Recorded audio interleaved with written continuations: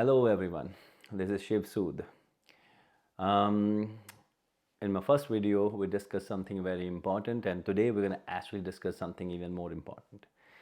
We'll discuss what is right, what is wrong. How should we look at different things in different ways? Sometimes we are looking at things in a way that we should not look at. Sometimes we are just assuming, or we are just going by our gut feeling. We are not going by logic. And as we discussed earlier on these videos, we're going to talk about logic a lot, because logic is lost. Logic is hidden behind 5 phrases. We discussed that before also. I think, maybe, I heard, I hope, and sometimes some wrong advice also. Wrong advice, or sometimes somebody's trying to do something good, but they end up giving us wrong advice because they have no qualifications to give us those advice. But they think they're helping. They have no bad intentions, but their knowledge is not up to mark, and they give us wrong advice unknowingly. Like, nobody wants to hurt. Like, really, people, they want to, I won't say not 100%, but most of the time people, they don't want to hurt people, but unknowingly they do. So we'll talk about that. We're going to talk logic, and we're going to evaluate everything logically. So let's understand the difference between, we'll talk about our topic today also, BMI, how that works later. But before that, we really need to understand that how we should look at things when we are making a decision about our health and fitness. Let's talk about, let's understand the difference between health profession and fitness profession. How is it different? It is different. So let's see. I'm pretty sure all of you realize there's a field called transportation. There's a pilot, and then there's a truck driver. Both are in transportation industry. But the question is this: can they do each other's job? What's the answer? No, right? So a truck driver cannot fly a plane, and a plane pilot cannot drive a truck if they don't have a license. So everybody need to study for that. They need to get the license. They need to become a pilot or a truck driver, and that's how they look at that. That's how they get into their career. Now, same thing in health and fitness profession. There are two different professions. They sometimes cross each other. Mostly people, they believe in one profession more than the other one. As a fitness professional, so many times in my career, it happened. I have thousands of people. So many times in my career, people, they came in front of me, they sat down, they talked to me about health and fitness, and then they said, my doctor told me to do this. So let's understand where I'm coming from today. I want you to understand, because it hurts me when people, they do wrong things in the gym, and when I see it, because they think they have the right advice. But let's understand. Doctors, they went to school to study about exercise, fitness, health, muscle building, or they went to school to study about medication, surgery, treatment. What do you think? You got the answer right. The latter one. Now, when you go to a doctor, they give you medication. If you're sick, they treat you, they look at your body, they give you a really, really good advice. They tell you you should start exercising. Till this point, everything's good. Now, problem happens when they start telling you what to do in the gym. Nobody look at it in this way, right? So what they tell you: go have swimming, go do swimming, go in a swimming pool, go do swimming, run on a treadmill, go for a walk, jog, add some cardio to your exercise, do a lot of cardio, don't work too hard. Sometimes they say, no, don't work with a trainer, just go run on a treadmill, or do some lightweight exercises. Like, how can you advise you about exercise? I went to school for exercise, understanding fitness, nutrition also some point, right? So if I cannot advise you about medication, can they advise you about exercise? Two different professions. Why we are mixing it? If you get advice from a doctor about exercise, are you really asking the right person? Are you really following the right person? Or if you follow me for medication, are you really following the right person? This is where you have to question yourself. Really, that changes me. Let's look at it from another point of view. You will understand the difference right here. So there's a very important number people talk about. So in the last video, we talked about, it's not about losing weight, it's about losing body fat percentage. And even more important is about eliminating the reason of gaining fat. And the reason was lower BMR. Go back and watch that video and you will, if you haven't seen the video, you should see that. I'm gonna post a link somewhere here, or maybe you can subscribe the channel and click on the channel, and then you can find that video. We're gonna post many videos in future also, many more. So then BMR is connected to muscles. If you have more muscles, your BMR will slower. That is explained in that video. You will understand. We will talk about in future that how many pounds of muscles you need to build for your health and fitness, so you can come up with an answer for yourself. But before that, we really need to know why we are doing this. We are doing this to become a bodybuilder or to be healthy. I'm pretty sure most of you are not looking to become a bodybuilder. Most of you are not looking to become a power lifter. Most of you are not looking to become a sprinter or athlete. Most of you are looking to become healthy and fit and stay fit for a long time. For that, there's a very important number that we need to understand deeper, correctly. There should not be any assumptions about it that affects our body in a really positive way or in a really negative way, just like body fat percentage. And that number is BMI.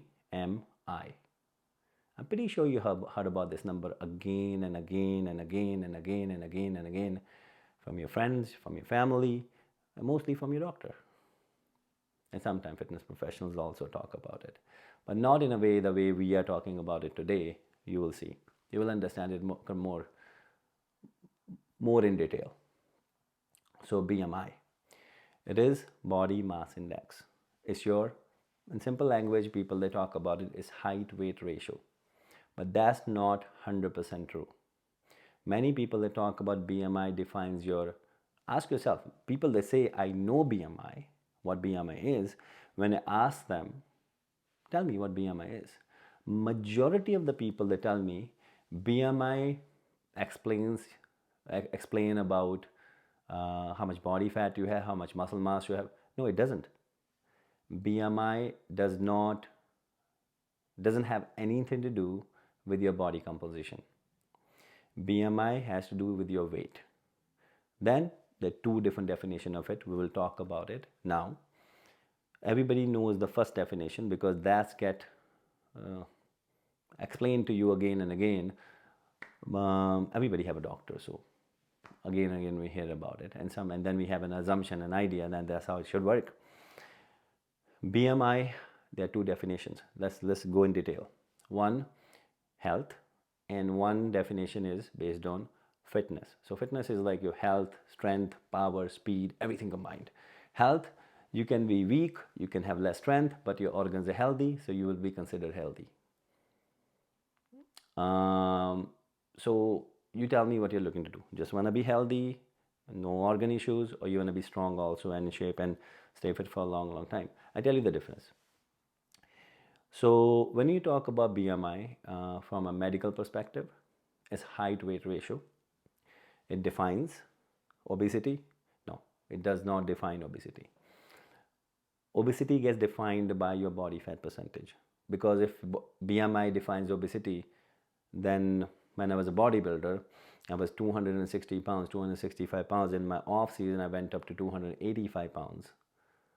Yeah, I was big. I was a monster.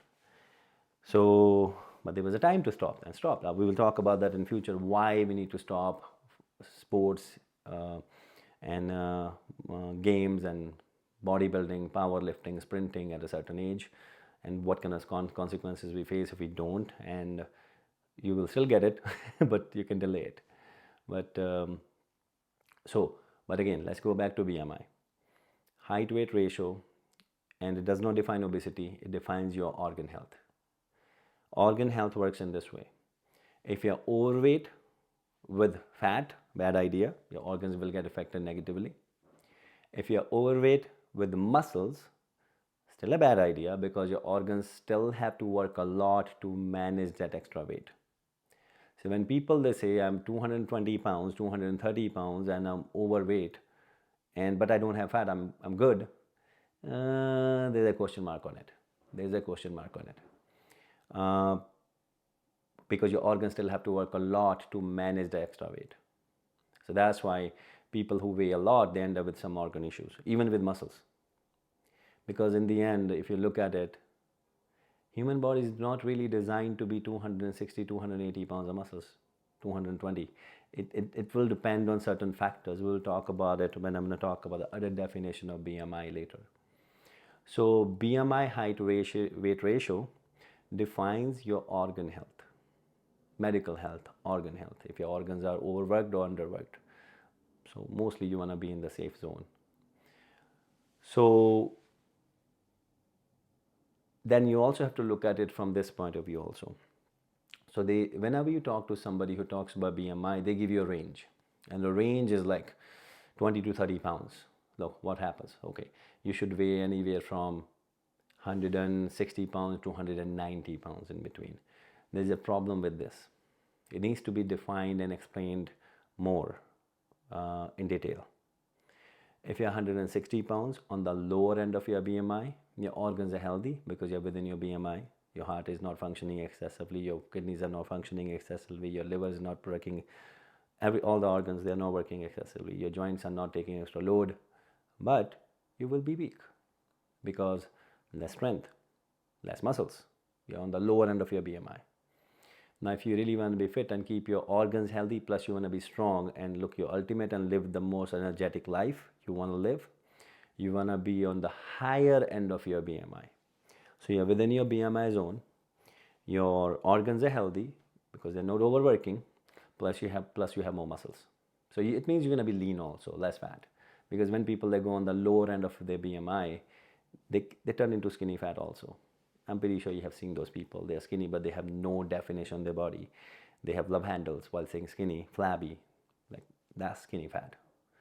I'm pretty sure nobody wants to look like that. I'm sorry if somebody is taking it personally, but I'm not here.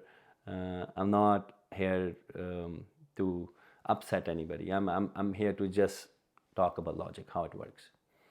In future, we will talk about vegetarianism. We will talk about how people they eat meat, how people they are vegan. We'll talk about that, and that might hurt some people also. But we will talk about logic. Like anything that is logical, we need to talk about it on this channel that affects our health.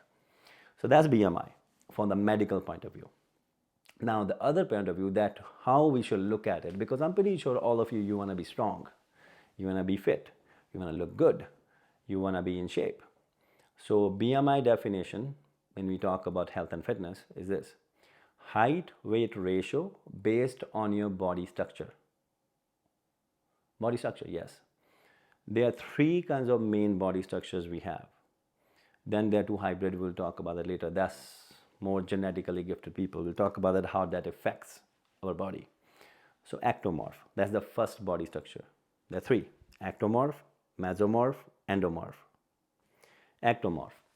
Ectomorph is narrow shoulders, skinny bones, designed to be skinny. They say skinny all their life. For them, it's very hard to get big and strong. Their biggest challenge is their muscle density. Their biggest challenge will be their strength.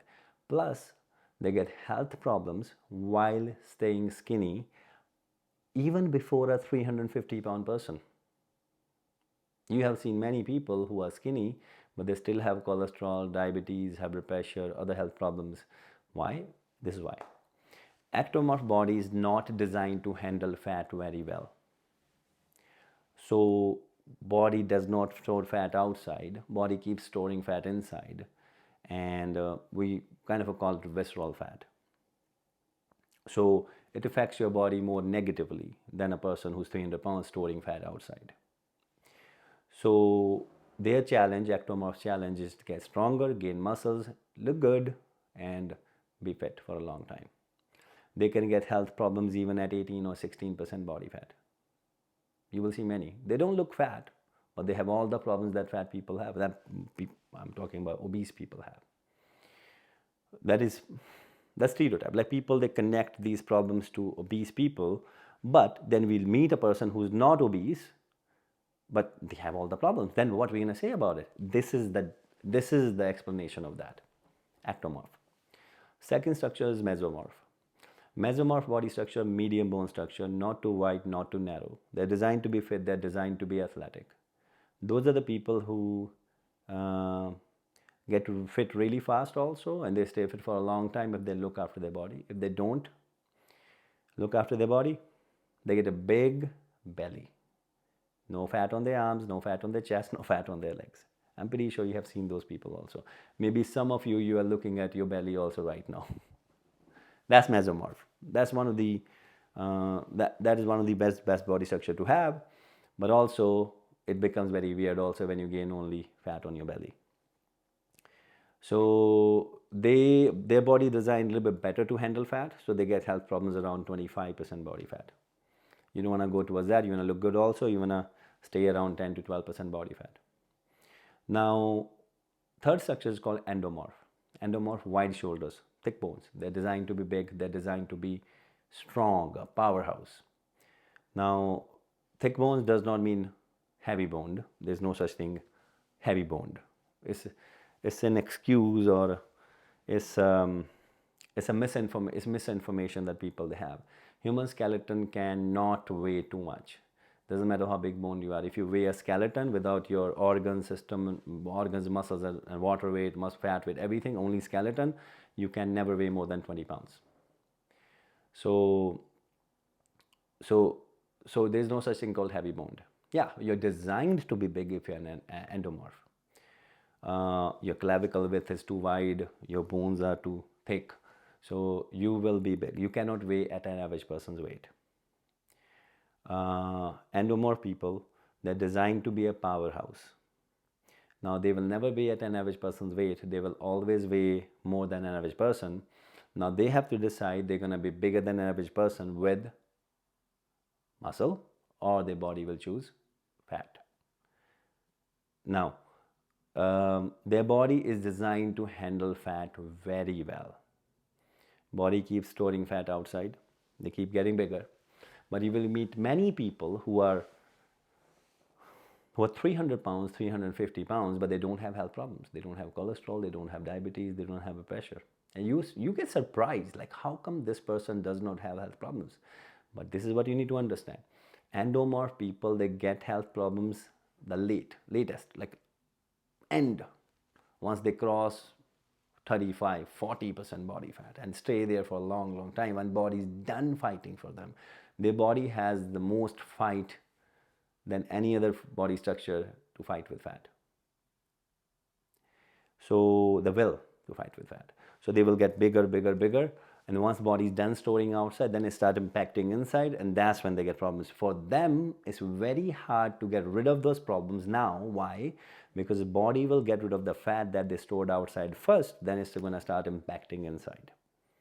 So they will get health problems at the end, but they will also get rid of those health problems at the end also once they are done. It's going to take longer for them.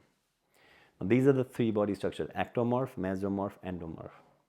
And if you miss any, you can replay the video and you can watch it again. Now, there are two hybrid structures also. It's called ectomesomex and mesoendomex. It's a mixture of two structures on both ends of the. So they are hybrids. These structures are rare to find, and these are the people who we call genetically gifted. Now, ectomesomex, those are the people athletic, lean, fit, maintains their muscles also very well, but they don't get too big.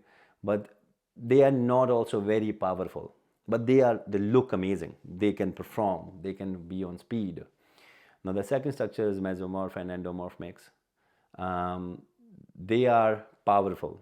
They have muscles, but they are not defined that well. So every structure works in a different way. Now, you have to look at yourself right now and think of yourself what body structure you have. Now, let's go back to BMI. Now, there's an ectomorph person, there's a mesomorph person, and there's an endomorph person. And all three of them, their height is the same. Let's say 6 feet. Should they weigh the same with different body structures? Think about it. I'm pretty sure the answer is no. But why everybody wants to weigh at a certain weight? If the height, you need to understand your body structure first. Then you have to look at everything else also. Now, second question I'm going to ask you, all three different body structures, should they exercise in the same way? Then muscle imbalances, everything comes in after. First, let's talk about only body structure. Then, should they eat the same? Should they have the same rep range? Should they have the same combination of exercises? Should they be exercise partners? And this is another thing. Many people, they don't even realize that they are exercising with a completely different body structure. Who is compromising over here? You or that person? Or maybe both. Maybe both of them, both of you don't know how to make a plan. We will talk about that in chain of videos that we're going to have. But really, when it comes down to understanding how much you should weigh, you need to know your body structure. And again, I can't tell you what your body structure is without meeting you, without talking to you, without looking at you, without checking you, because in the end, I'm a trainer, but I'm not your trainer. If somebody is writing on a plan for you, sitting in another country and sending it to you, that person is not giving you the right advice. This is not how it works. It can't work like that. I need to know you to decide everything. Before you apply anything on your body that you learn from our videos, discuss that with a fitness professional or your doctor who knows what they're doing, fitness professional who knows what they're doing. Don't just go buy a big bicep and hire a trainer like that. Because to train you, we don't need this, we need this. This is everybody needs to understand. If somebody looks jacked, does not mean they have the qualification to train you because they are just jacked. This is not how it works. All the best coaches in this world, they are out of shape. You know why? Because their passion is not to train themselves. Their passion is to train others. Who would you rather train with? Who looks after himself more or who looks after you more? But again, there are so many things to think about.